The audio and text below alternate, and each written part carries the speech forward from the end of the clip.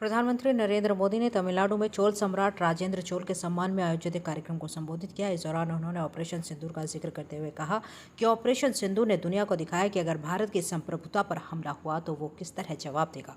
सीमा पार सैन्य कार्रवाई ने पूरे देश में एक नया आत्मविश्वास पैदा किया है।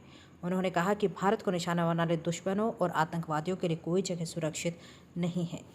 ऑपरेशन सिंदूर के दौरान दुनिया ने देखा है कि कोई अगर भारत की सुरक्षा और संप्रभुता पर हमला करता है तो भारत उसे कैसे जवाब देता है। ऑपरेशन सिंदूर ने दिखा दिया है कि भारत के दुश्मनों के लिए, आतंकवादियों के लिए अब कोई ठिकाना सुरक्षित नहीं है। और आज जब मैं हेलीपैड से यहां आ रहा था 3-4 किलोमीटर का रास्ता काटते हुए, और अचानक मैंने देखा एक बड़ा रोड शो बन गया और हरेक के मुंह से ऑपरेशन सिंदूर का जय जयकार हो रहा था। ये पूरे देश में ऑपरेशन सिंदूर ने एक नई चेतना जगाई है, नया आत्मविश्वास पैदा किया है और दुनिया को भी भारत की शक्ति को स्वीकार करना पड़ रहा है। நண்பர்களே, இன்றைய பாரதம் தனது பாதுகாப்பை அனைத்தையும் விட பெரிதாக கருதுகின்றது. யாராவது பாரதத்தின் பாதுகாப்பு மற்றும் இறையாண்மை மீது தாக்குதல் தொடுத்தால் பாரதம் எப்படிப்பட்ட பதிலடியை கொடுக்கும் என்பதை ஆபரேஷன் சிந்தூரின் போது உலகமே உற்று பார்த்தது.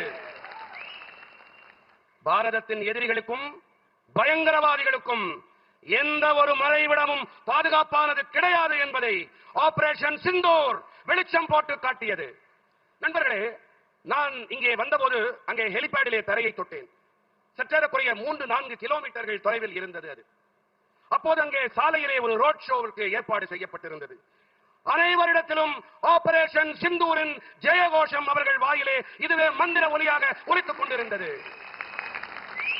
இதே உணர்வுதான் நாடு முழுவதிலும் இருக்கும் குடிமக்கள் மனதிலும் குரலிலும் ஒலித்துக் கொண்டிருக்கின்றது, பிரதிபலித்து வருகின்றது.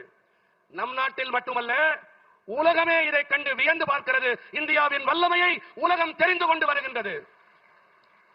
साथियों, हम सब जानते हैं कि राजेंद्र चोला ने गंगईकोंड चोलपुरम का निर्माण कराया तो उसके शिखर को तंजावुर के बृहदेश्वर मंदिर से छोटा रखा।